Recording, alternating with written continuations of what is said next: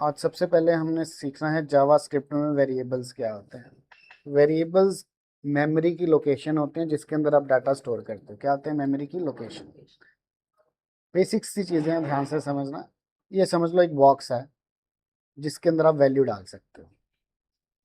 That value can be number, that value can be string. वो क्या होती हैं डाटा टाइप्स, इसके बाद डिस्कस करेंगे। मान लो यहाँ पर वैल्यू 10 डाली, 20 डाली, वट एवर 100 डाली, जो भी वैल्यू आप यहाँ डाल सकते हो। आपके पास एक और कंटेनर हो सकता है। कंटेनर मतलब एक बॉक्स, बॉक्स मतलब एक वेरिएबल। हमारी टेक्निकल लैंग्वेज में उसको वेरिएबल बोल देते हैं। अब ये जो रेक्टेंगल बना है, मान लो इसके अंदर नाम है, यहाँ पर वैल्यू है शरण, तो आप शरण डाल दोगे। So on so on so on. ठीक है जी। तो अब मैं आ गया, वेरिएबल क्या होता है? बेसिकली एक कंटेनर, एक box.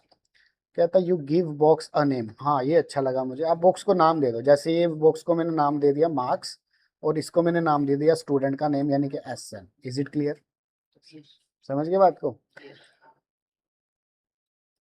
Letter you can use और चेंज व्हाट्स इनसाइड इट। हाँ, जो भी आप डाटा स्टोर करोगे आप इन फ्यूचर कभी भी उसको क्या कर सकते हो? इस्तेमाल कर सकते हो। Got it? For example, let ना वेरिएबल डिक्लेयर करने के लिए इस्तेमाल होता है। या तो लेट होता है या कॉन्स्ट होता है। इन दोनों में क्या डिफरेंस है वो अब बता देता हूँ। लेट और कॉन्स्ट से वेरिएबल डिक्लेयर होता है। जो लेट से होता है उसकी वैल्यू को चेंज किया जा सकता है, और जो कॉन्स्टेंट होता है उसकी वैल्यू को फर्दर चेंज नहीं किया जा। आप कॉन्स्टेंट समझते हो, नॉन मैथ के स्टूडेंट हो, constant value. So basically let से जो चीज डिक्लेयर होगी इन फ्यूचर आप उस वैल्यू को चेंज किया जा सकता है। राइट? ओके। लेट के बाद what is name? Name is basically the variable name. ये वेरिएबल का क्या है? नेम। और ये बड़ी इंटरेस्टिंग चीज लगती है मेरे को, ये ऑपरेटर है, असाइनमेंट ऑपरेटर। ये ना उर्दू की तरह चलता है। ये राइट हैंड साइड की वैल्यू को लेफ्ट हैंड साइड डाल देता है। अब राइट हैंड साइड में कौन है? राहुल। किसके अंदर घुस गया? नेम में। नेम क्या है? एक कंटेनर बॉक्स, और उसके अंदर वैल्यू क्या है? राहुल। और इस बॉक्स का नाम क्या है? नेम। यस, इस बॉक्स का नाम क्या है? नेम। ठीक है। तो लेट से वेरिएबल डिक्लेयर होता है। और ये कौन सा ऑपरेटर है? Assignment operator. कौन सा ऑपरेटर है ये? असाइनमेंट। ये क्या करता है? राइट हैंड साइड की वैल्यू राहुल को किस में डाल देगा? नेम में। तो ठीक है, मेरे को समझ में आ गया। कंसोल डॉट लॉग यानी कि उसको प्रिंट करा दिया। ठीक है। Let create a variable. Name उसका वेरिएबल का नेम हो गया, राहुल उसकी क्या हो गई? वैल्यू। तीनों बातें समझ में आ गई। लेट से डिक्लेयर करना, किसको डिक्लेयर करना है? वेरिएबल को। और वेरिएबल के अंदर वैल्यू क्या है? नेम। और वो वैल्यू किसकी मदद से गई?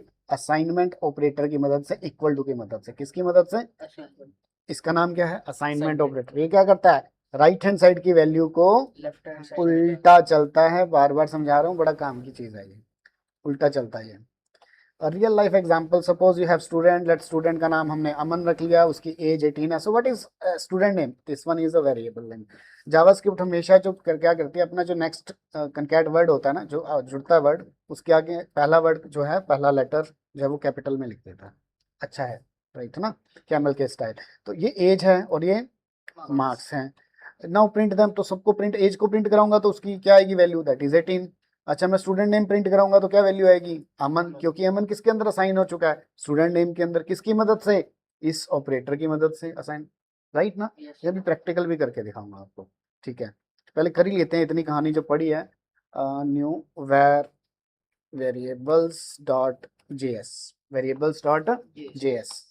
अब वेरिएबल डॉट जेएस फाइल आपने लिया है। यहाँ पर आपने लेट से एक वेरिएबल डिक्लेयर किया, s name is equal to double quotes में। कभी भी स्ट्रिंग वैल्यू लोगे तो किस में लेना है उसको? डबल कोट्स में। शरण। और यहाँ पर हमने let marks is equal to 99। जो भी इंग्लिश का वर्ड होगा उसको हम टेक्निकल लैंग्वेज में स्ट्रिंग बोलते हैं। Basically collection of character is called string. अब शरण में SHARAN, ये कैरेक्टर्स हैं, जिसको आप इंग्लिश में क्या बोलते हो? अल्फाबेट्स। और पूरे उसको क्या बोलते हैं हम? लेटर्स। हमारी लैंग्वेज में इसको क्या बोलते हैं? IT में स्ट्रिंग, और उसको अल्फाबेट को कैरेक्टर। समझ गए बात को? सो बेसिकली शरण क्या है? स्ट्रिंग है। और स्ट्रिंग किससे मिलके बनती है? कैरेक्टर से मिलकर। ठीक है, तो हम इंग्लिश वाली वर्डिंग से यूज करेंगे, टर्मिनोलॉजी हमारी IT वाली जो हम यूज करेंगे। अब इसको प्रिंट कराना, प्रिंट कराने के लिए ना मेरे पास एक मेथड है, कंसोल डॉट लॉग। क्या नाम है मेथड का? Console dot log. ये कंसोल पे प्रिंट करेगा। और यहाँ पर आपने लिख दिया एस नेम। क्या लिख दिया? S name. ओके, यहाँ पर फिर से आपने लॉग लिख के नीचे वाले पे एंटर कर देना, कंसोल अपने आप आ जाता है। Then second one is your marks. अब इसको रन कैसे करना है? रन करने के लिए आपने क्या ऑन करना है? अपना टर्मिनल। अब जावास्क्रिप्ट को जब भी स्टैंड अलोन चलाना होता है तो आपको अपनी मशीन में नोड इंस्टॉल करनी है। मेरी मशीन में ऑलरेडी है, नहीं तो आप गूगल में जाना, नोड इंस्टॉल कर लेना। क्या इंस्टॉल करना है? जावास्क्रिप्ट के इंजन को स्टैंड अलोन रन करने के लिए जो चीज चाहिए उसका नाम है नोड। मेरे इसमें तो नोड की मदद से मैं इस फाइल को रन करूंगा। फाइल का नेम है वेरिएबल्स डॉट जेएस। पहले क्या लिखा मैंने? Node space variables dot enter hit किया, क्या रिजल्ट आया? शरण एंड 9। अब मैं चाहता हूँ नहीं उसके आगे एक मैसेज भी आए, तो मैसेज जो होगा वो स्ट्रिंग होगा। स्ट्रिंग होगा तो वो डबल कोट्स में आएगा। ऑलरेडी मैं बता चुका हूँ हेलो, ये मैंने उसके आगे लिख दिया, और इसके आगे मैंने डबल कोट्स लगा के कॉमा लिख दिया your marks is equal to. ये लो, अब मैं इसको रन करता हूँ। तो रन करने के लिए क्या लिखना है? नोट स्पेस फाइल का name variables dot node space variables dot JS. Hello Sharan, your marks is equal to 99। Very simple. फिर से एक बार रिपीट करते हैं। What is S name? Variable का name. What is Sharan? Value. Declare किसकी मदद से किया? लेट। अब मैं कॉन्स्ट से एक वेरिएबल डिक्लेयर करता हूँ। Const is equal to Guru Harkishan public school is equal to double quotes. Const के बाद मैंने वेरिएबल का नेम नहीं लिया, that must be your school name, my school, right? So school is a variable and Guru Harkishan public school this is the value. Is it clear? और ये किसकी मदद से गई? Equal to. इस बार हमने क्या लिया? कॉन्स्ट लिया। इसको भी सेम प्रिंट करा लेते हैं। लॉग लॉग करा के हमने किसको प्रिंट करा लिया? स्कूल। तो यहाँ पर रिजल्ट में जरा चेक करते हैं। नोट स्पेस फाइल का नेम वेरिएबल्स। मैं बार बार टाइप क्यों कर रहा हूँ? आपको एक और शॉर्टकट बता देता हूँ। अप पैरो की क्या दबाना है यहाँ पे? अपने आप कमांड आ गई पिछली, एंटर हिट किया, रिजल्ट आ गया। स्क्रीन को क्लियर करना है, इस टर्मिनल को कंट्रोल एल दबाना है। क्या दबाना है? Control L. क्लियर हो गया। और अप पैरो की कीबोर्ड से कमांड आ गई, एंटर हिट किया, रिजल्ट आ गया। Hello Sharan, your marks is equal to 99 Guru Harkishan public school. Variables की कहानी क्लियर हो गई। थोड़ी सी और वर्ड में देख लें हम, कुछ रह तो नहीं गया हमारा। वेरिएबल्स हो गए अमन 18, कंसोल डॉट लॉग भी हम कर चुके हैं, आउटपुट हम चेक कर चुके हैं। लेट कब इस्तेमाल करना है? When value can change. जैसे सिटी है, दिल्ली है, कल को मैं किसी और सिटी में चला गया, मुंबई में, तो सिटी की वैल्यू चेंज कर दी मैंने। लेकिन अब मैंने कॉन्स्ट में एक वेरिएबल लिया, क्या? कंट्री। कंट्री कौन सी है मेरी? मैं नहीं चेंज कर पाऊंगा उसको in future, right? So basically कौन से डिक्लेयर की गई वैल्यू को चेंज नहीं किया जा सकता, और क्या लेट से किया जा सकता है। मैं ज्यादातर लेट का इस्तेमाल करता हूँ। वेर पुराना जावास्क्रिप्ट में ओल्ड टेक्निक है यूज करने की, जो मैं पढ़ाऊंगा भी नहीं, बस इसके स्कोप का फर्क होता है। जो चीज अब आउटडेटेड होगी उसके बारे में पढ़ के आपको कोई, ठीक है? वेर नहीं, हम दो चीजें यूज करेंगे, लेट या फिर कॉन्स्ट। अब कहता है वेरिएबल जब भी आप डिक्लेयर करो तो कुछ चीजें आपने देखनी है, कि जैसे वेरिएबल का नेम ना कुछ भी रख लो, लेकिन must start with an alphabet होना चाहिए। You can not start it with the special symbol. ये नहीं कि आपने एट द रेट नेम लिखा है, नो, इट्स रॉन्ग। ये बिल्कुल वैसे है जैसे आप अपना जीमेल अकाउंट बनाते हो तो उसके अंदर कुछ वर्ड्स और स्पेशल सिंबल हैं जो अलाउड है और कुछ नहीं है। ऐसी वेरिएबल्स नेम का रूल है। कहता variable name can contain numbers, but वो लास्ट में आने चाहिए, स्टार्टिंग में नहीं आने चाहिए। यानी कि स्टूडेंट 1 हो सकता है, 1 स्टूडेंट नहीं हो सकता। तो क्या मतलब बना? Must start with an alphabet. Character से शुरू होना चाहिए, ना कि नंबर से। लास्ट में नंबर हो सकता है, वो कोई प्रॉब्लम नहीं है। ओके। थर्ड रूल क्या कहता है? No space. ये बड़े बहुत ज्यादा गलती करते हैं स्टूडेंट। फर्स्ट नेम डिक्लेयर करना है कि राहुल है, लेकिन बीच में क्या दे बैठे? ये गलत है। आप स्पेस मत दो, आप नेम का एन बड़ा कर लो, या फिर कई लैंग्वेजेस में हम अंडरस्कोर का इस्तेमाल करते हैं। किसका इस्तेमाल करते हैं? अंडरस्कोर का, स्पेस की जगह। तो दोनों में से कोई एक चीज, समझ गए? हाँ, ये इन्होंने दिखाई दिया, ये देखो अंडरस्कोर। दोनों में से एक चीज जो आपको, ये जावास्क्रिप्ट स्टाइल है, ये बाकी जो हमारी पीएचपी पाइथन वो इस पैटर्न को फॉलो करते हैं। जावास्क्रिप्ट क्या करता है? फर्स्ट नेम में एन को बड़ा कर देगा, ठीक है? कहता only underscore and dollar are allowed as special characters. यानी कि डॉलर्स और अंडरस्कोर दो ही स्पेशल सिंबल हैं जो आप यूज कर सकते हो, बाकी कोई नहीं कर सकते। बाकी कौन कौन से आ गए? जैसे कि एंड, एस्ट्रिस्क वगैरह वगैरह, समझ गए? ये नहीं लगाना है। Got it?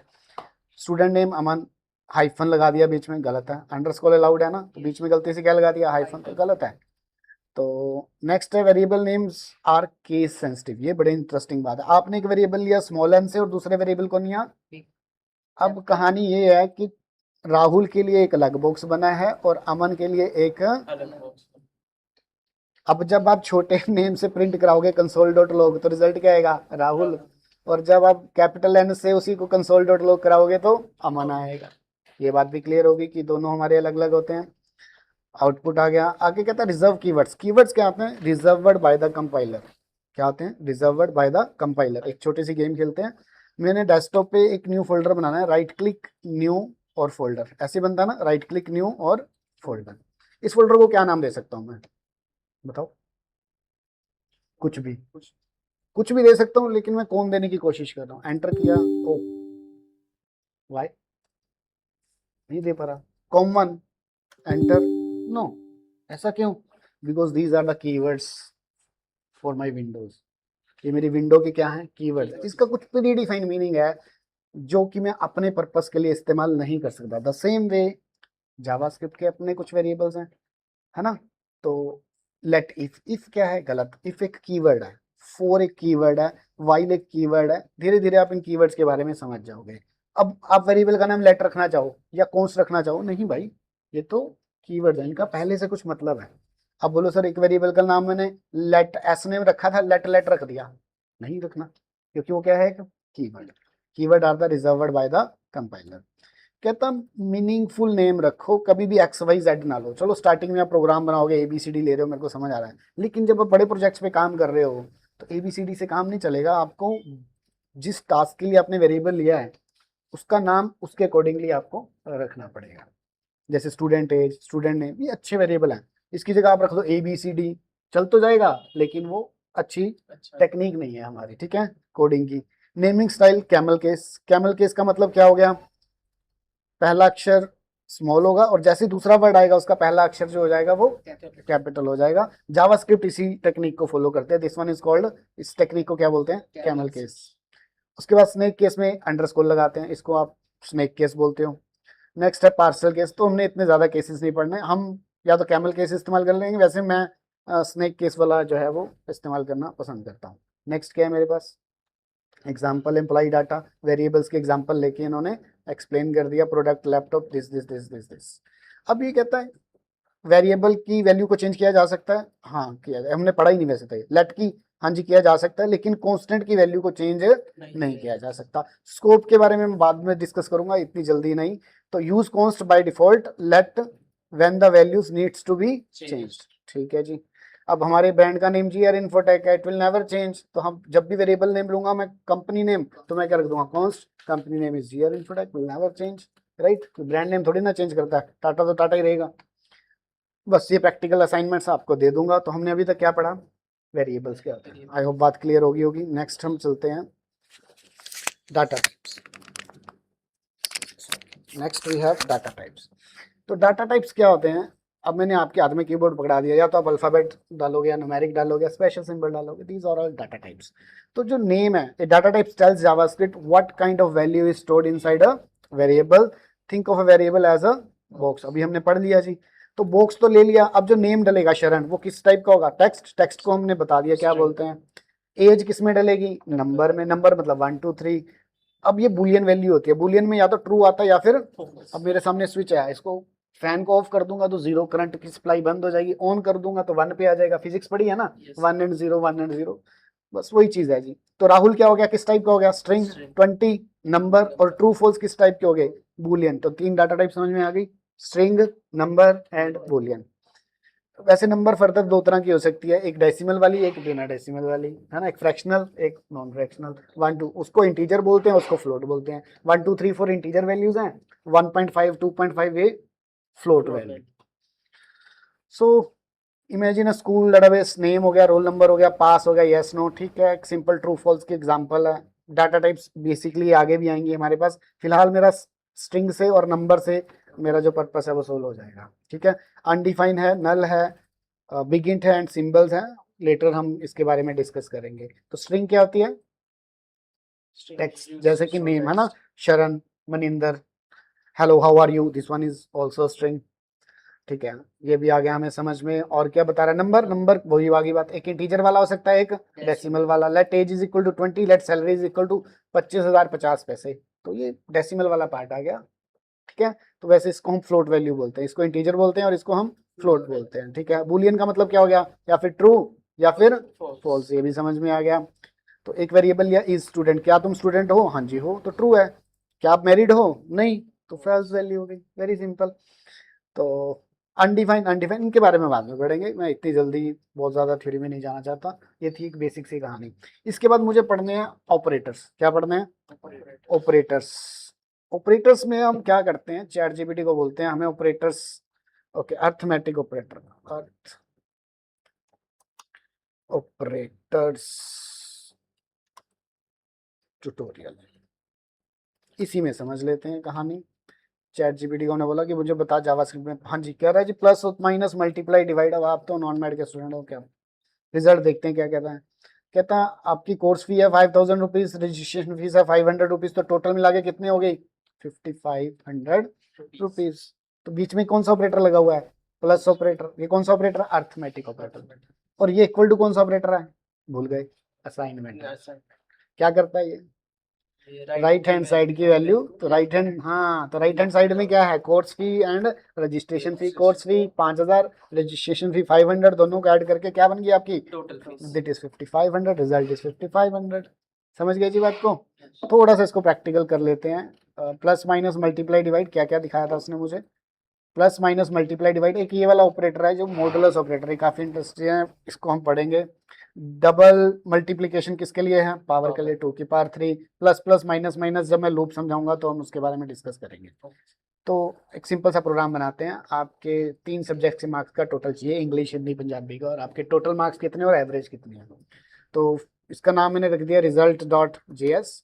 लेट से वेरिएबल डिक्लेयर होना है, let maths is equal to what, 90 marks, let English is equal to 95 marks, and let science is equal to 80 marks, and let student name is equal to Sharan, और बस let school name, const school name as school is equal to double quotes के अंदर गुरु Harkrishna public school. Done. अब इसको print कराना है। Print कराने से पहले आपका टोटल निकाल लेता हूँ। Let total is equal to what, maths plus science plus English. Done, तीनों ऐड हो गए। एवरेज कैसे निकालूं? Let AVG is equal to जितने आपने टोटल मार्क्स लिए उसको डिवाइड कर देता हूं किससे, 3 से। Now we have maths, English, science, S name variables जिसके अंदर डाटा स्टोर हो चुका है। अब उनको प्रिंट कराना, तो प्रिंट कराने का मतलब क्या हो गया? लॉग। पहले प्रिंट कराते हैं आपके टोटल मार्क्स को। Okay, your total marks is equal to, comma लगा के वेरिएबल का नेम इज टोटल, राइट। मैंने वेरिएबल का नेम टोटल भी दिया था ना, बिल्कुल ठीक। इसको रन करें, पहले क्या लिखना पड़ेगा यहाँ, नोट स्पेस फाइल का name res.js, your total marks 265। Okay, console.log your average marks is equal to what, comma AVG। ये 2 क्यों लग गए, एक की जरूरत है मुझे। पैरेंथेसिस, क्या बोलते हैं इनको, parenthesis. Logic, control L clear, up arrow की, एंटर। योर टोटल मार्क्स इतने, डेसिमल बहुत सारे आ रहे हैं। अब ये आप AI की मदद से चैट जीपीटी से पूछोगे कि मुझे डेसिमल कम चाहिए, तो वो आपको एक मेथड बताएगा, उस मेथड को आप यूज करना। ये मैंने आपको चैलेंज के लिए छोड़ दिया। एक आपको मुझे आपका नेम प्रिंट कराना है, console.log स्टूडेंट नेम लिख देते हैं आगे, student name is equal to coma variable name is S name. Very good. और मेरे हिसाब से ये सबसे ऊपर होना चाहिए। Control X is for cut and control V is for paste. Student name, total and average. Done. Control L clear के लिए, अप एरो की पिछली वाली कमांड दोबारा लेने के लिए, एंटर। स्टूडेंट नेम शरण, total marks 265 and average is 83.3। एक छोटा सा हमने सॉफ्टवेयर बनाया। अभी हमने ना यूजर से इनपुट नहीं ली, मैं आपको यूजर से इनपुट लेके बनाऊंगा प्रोग्राम, आप बोलोगे हाँ कि हाँ थोड़े छोटे छोटे सॉफ्टवेयर हमें बनाने आ गए। तो ये थी कहानी किस किस की, वेरिएबल्स की और डाटा टाइप्स में सब पढ़ लिया। ठीक है जी, करके देखो। On screen is a fully completed JavaScript student database script alongside its console output. For a computer to process this real-world information, like a student's name, their age, or their passing status, every piece of data must be categorized so the system knows how to interpret the value. In JavaScript, we store data using variables. Think of a variable as a storage container. The box itself stays the same, but its behavior changes depending on what you place inside it. Drop in a name tag, it stores text. Drop in a calculator, it handles math. Drop in a switch, and it manages logic. A database must differentiate between text characters, mathematical values, and binary logic. Attempting to perform math on a name or reading a true-false switch as a word would cause the program to fail.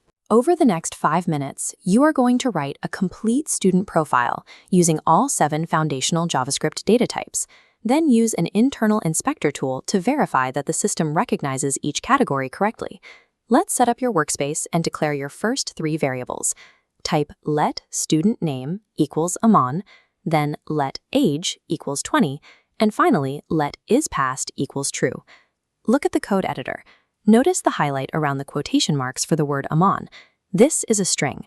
When storing text in JavaScript, you must wrap the value in single or double quotes, so the system treats it as characters rather than a command. For the age and isPassed variables, do not use quotes. Numbers and booleans, which only store true or false, are recognized as their own types without extra symbols. To see this data in the console, write a console.log command for each variable. You will see Aman, 20, and true appear as raw outputs on the right side of your screen. These 3, strings, numbers, and booleans, handle the majority of basic data entry tasks you'll encounter when building web applications. Database profiles are often incomplete.